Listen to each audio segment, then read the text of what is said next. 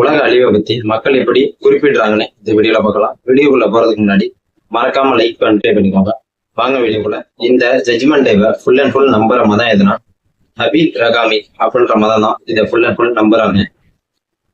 இத கிறிஸ்டின்ஸ் எப்படி அவங்க பைபிள்ல குறிப்பிட்டிருக்காங்கன்னா, இரண்டாவது முறையா இயேசு கிறிஸ்து பிறப்பெடுப்பாரு.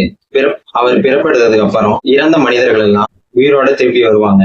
அவங்க எல்லாம் கடவுளோட சிம்மாசனத்துக்கு முன்னாடி நிக்க வைக்கப்பட்டு அவங்களுக்கு தகுந்த தண்டனைய கடவுள் வழங்குவாரு. யார் நரகத்துக்கு போகணும், யார் சொர்க்கத்துக்கு போகணும் அப்படின்ற முடிவை அவர் தான் அளிப்பாரு அப்படின்னு சொல்றாரு. இத முஸ்லிம்ஸ் எப்படி குறிப்பிடுறாங்கன்னா, யவுமுல் கியாமா அப்படின்ற பேர்ல தான் இந்த ஜட்ஜ்மெண்ட் டேவை சொல்றாங்க. உலகம் அழியறத அல்லாஹ்க்கு ஒருத்தருக்கு மட்டும்தான் தெரியும் அப்படின்னு சொல்றாங்க. உலகம் அழியறதுக்கு முன்னாடி தஜ்வாலோட வருகை இருக்கும். ஸ்ரஃபில் என்ற வானவர் சூர் இக்லாம் இவங்களோட உதவியோட இந்த உலகத்தை அழிப்பாரு அப்படின்னு சொல்றாங்க.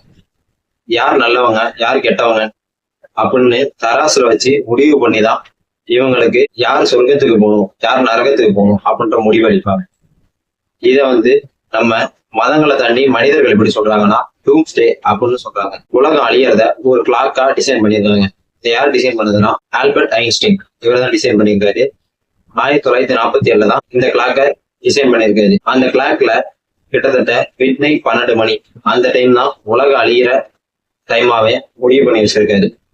முன்னாடி இது 11:53 இருந்த டைம் 85 செகண்ட் முன்கூட்டி இருக்காங்க. உலகம் அழியறத பத்தி உங்க கருத்து என்னன்னு கமெண்ட்ல சொல்லுங்க.